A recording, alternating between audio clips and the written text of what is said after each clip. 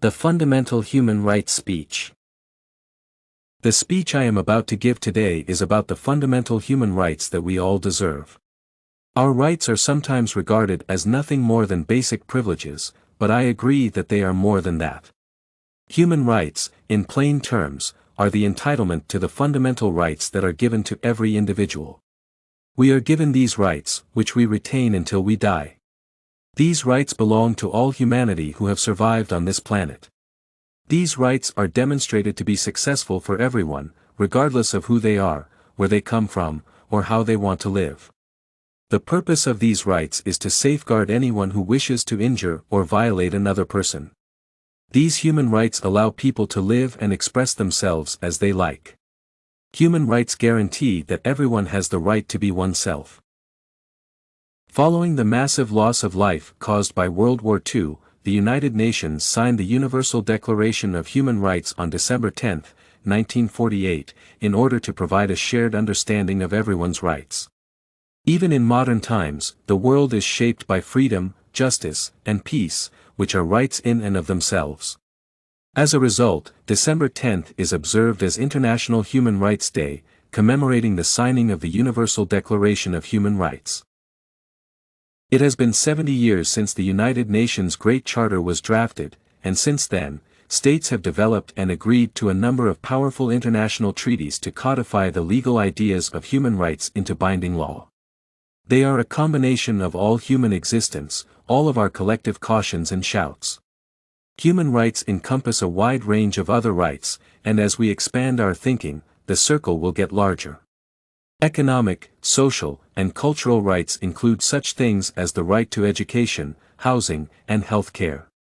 The government must make use of all available resources to attain these goals. Women, infants, refugees, the LGBTQ+ community, minorities, the disabled, and domestic workers are all protected by treaties.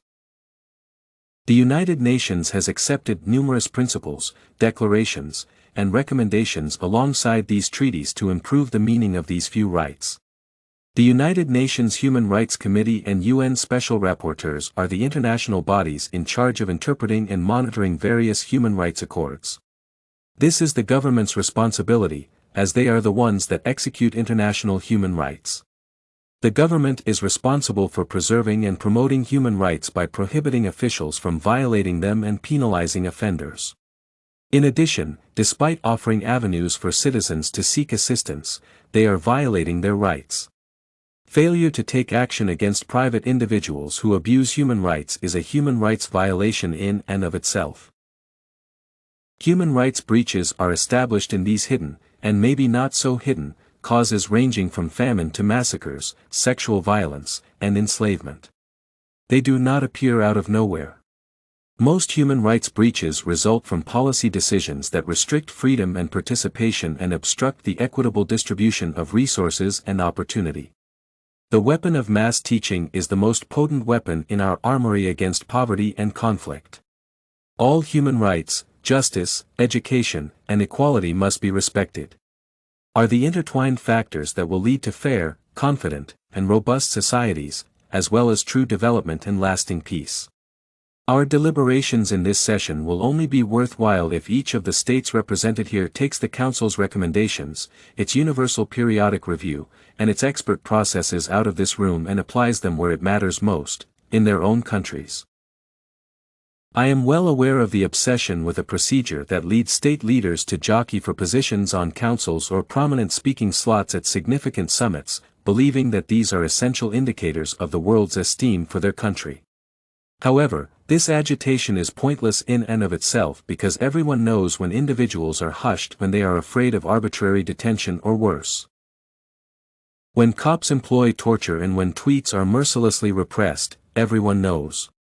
Everyone realizes that segregation leads to poverty, but with the help of a corrupt judiciary, poverty can be avoided.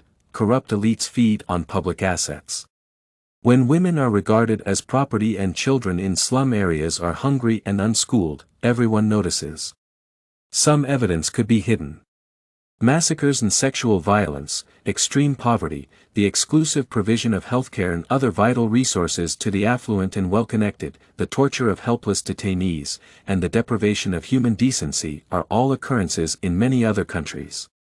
And excellencies, they are what genuinely define a state's reputation, together with the state's actual efforts, if any, to avoid abuses and redress socio-economic inequities, and whether it respects its people's dignity.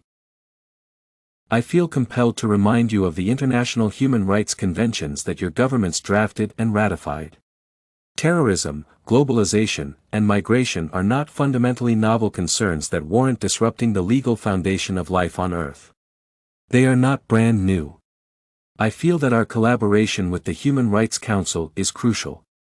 And I implore you, and the countries you represent, to match your actions with the Council's proposals and methods, to actually carry this work out of this august chamber and into the streets and homes of your respective countries.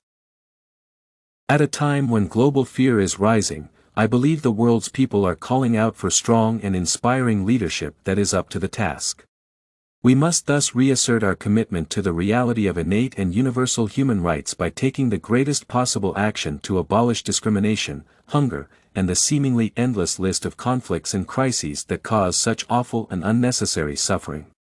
What will happen to us, to our world, if we disregard our agreements and principles? Can we be so naive as to replicate events from the 20th century perforated by such horrific inhumanity? You must not allow it to happen. This is primarily your and our responsibility. If we can work together to turn the corner and improve our worldwide position, we can declare that the screams and voices of those who have suffered throughout history have finally been heard.